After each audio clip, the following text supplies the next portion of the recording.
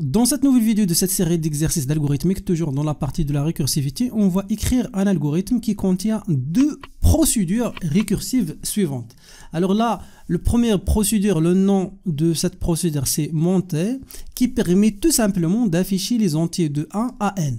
N doit être saisi par l'utilisateur dans l'ordre croissant. Et le procédure descend permet tout simplement d'afficher les nombres mais dans l'ordre inverse. C'est-à-dire il va afficher les nombres n, n-1, n-2 jusqu'à 1 dans l'ordre, comme j'ai déjà dit, décroissant pour bien comprendre les choses. Alors l'utilisateur il va saisir bien sûr un nombre, par exemple 5, et le programme dans un premier temps va afficher les nombres de 1 à 5 dans l'ordre croissant, et après l'algorithme va afficher par la suite en utilisant une autre procédure les valeurs de 5 à 1 dans l'ordre décroissant. Alors comment écrire cette procédure? D'abord, il y a toujours deux choses. Il y a le cas de base, il y a le cas récursif. Alors dans ce cas-là, quel est le cas de base? Tout simplement le cas de base, c'est la valeur n égale à 0. Le cas récursif, donc c'est la valeur de n est différente de 0. Mais comment? Donc on va commencer de 1 jusqu'à n. Mais pourquoi on a utilisé n égale à 0? Donc je vais vous montrer pourquoi. La fonction montée va appeler la fonction montée avec comme paramètre n-1. Et après on va ajouter écrire. La fonction écrire sera exécutée mais après la fin de l'appel de toutes les fonctions récursives. Sinon on fait bien sûr rien. Alors là ça c'est le cas de base et là ça c'est le cas récursif pour bien comprendre les choses. Donc ou bien comment une fonction récursive s'exécute au niveau d'un ordinateur. On va supposer que l'utilisateur va choisir comme valeur pour n 5.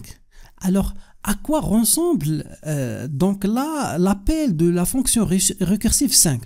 Il faut faire attention. Donc lorsqu'on fait appel à la fonction récursive 5, la fonction récursive 5 va appeler la fonction montée 4. Montée 4 va appeler la fonction montée 3, après montée 2, après montée 1, après montée 0. Et après, la fonction va revenir.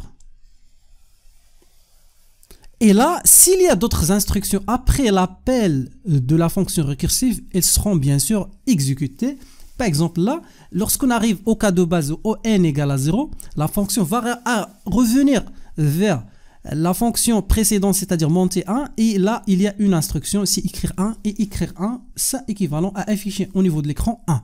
Après, on va revenir à monter 2, il y a après cette instruction écrire 2, et donc écrire 2, donc sera affiché à l'ordinateur 2, après 3, après 4 et finalement 5.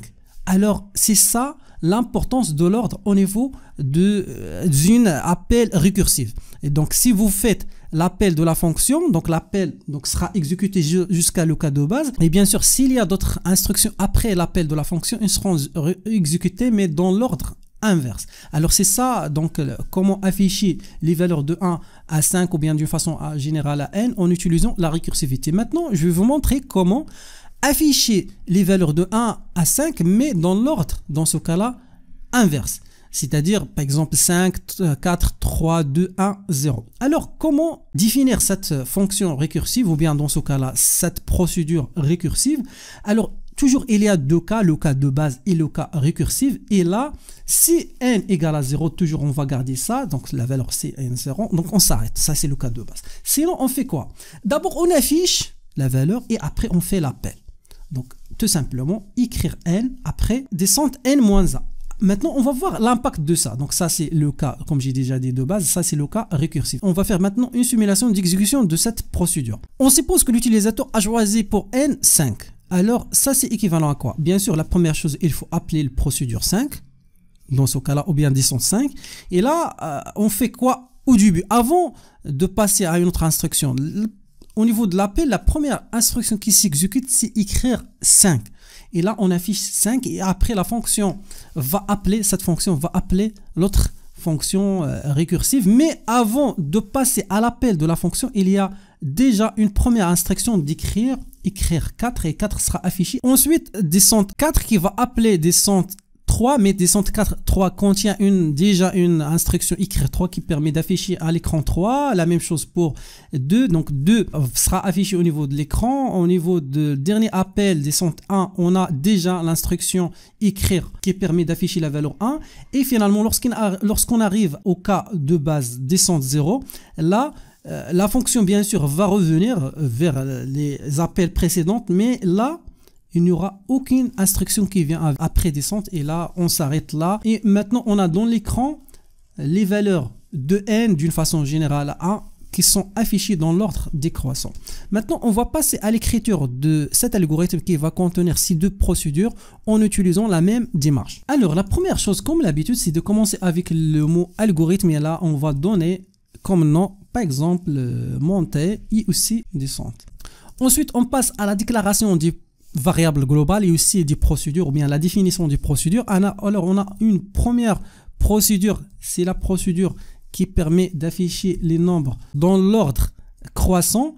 Alors il y aura aussi une deuxième procédure, cette fois qui permet d'afficher les nombres dans l'ordre décroissant. Donc on va choisir les mêmes noms qu'on a vu dans l'explication. Pour les variables, il y aura une seule variable, c'est la variable, dans ce cas-là n, sa valeur doit être saisie par l'utilisateur de type entier.